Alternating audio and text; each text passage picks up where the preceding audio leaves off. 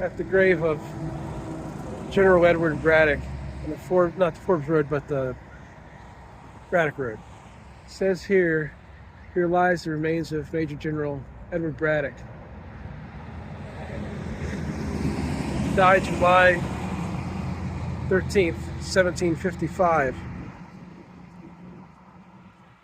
He was trying to take Fort Duquesne, which is now Pittsburgh, from the French, and he came here and he made this road.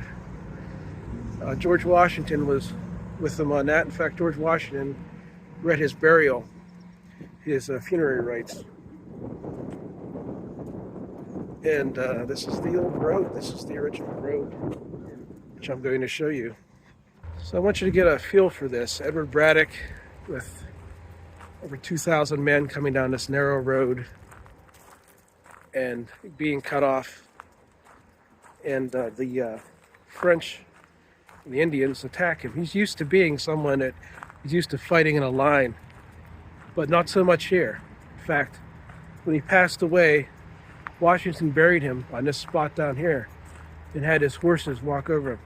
Washington read his eulogy here. So I'm going to be standing right here on the very spot where the original grave of General Braddock was. And Washington stood right here by the stream and read his eulogy right here. Pretty amazing, the history.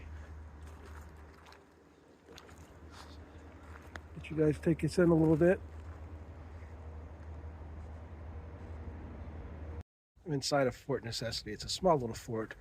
George Washington built this after the skirmish with the French. So he needed a place just to stay up for a while. Now think about this in 1750. Washington makes a mistake in other people's opinions. In his opinion, he's coming here and he is going to stay for a while. He's going to build the road. It's a necessary fort. It's Fort Necessity. This is not made to be a stockade to hold men, cannons like Fort Ligonier. It's necessity. He's got the stream behind him. He can defend it, but it's not a really great defendable spot. And the South Carolinians say, hey, you stay there, you have fun. Lieutenant Harrison, the half king, says to Washington, you know what, that little thing you have down there in the valley, I ain't being there. It's all on low ground. But Washington does what he can. So he comes here. The tree line is right up there. Washington has these, you see there's mounding, there's battlements, and he gets defeated. And the one guy he has for an interpreter, the best interpreter he has is very wounded. So he has a guy that's Dutch. The guy speaks Dutch and can translate Dutch to French to English and has him sign this thing where he surrenders. Washington at that point just saying, hey, can I get out of here with my life? You know, I'm in a bad situation. He said to Lieutenant Harrison he had way more men than he did. So he was kind of playing it. And what happened here was he surrendered. But when he surrendered, there was a misinterpretation. He said that he murdered the French Jamal. And that led to the French and Indian War in North America, right here, on this spot. That later led on to the American Revolution, right here. This is what started the whole thing. Pretty amazing.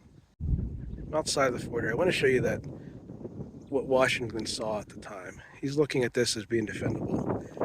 He's not thinking the higher ground. He's thinking they can't fire at that distance. The tree line is right there at that sign, so it's right about here in 1750. And he's thinking I can defend from those locations and from the stream.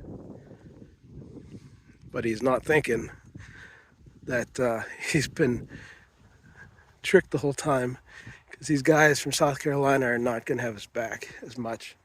He's also not taking into account a lot of these guys never fired a British rifle in their life.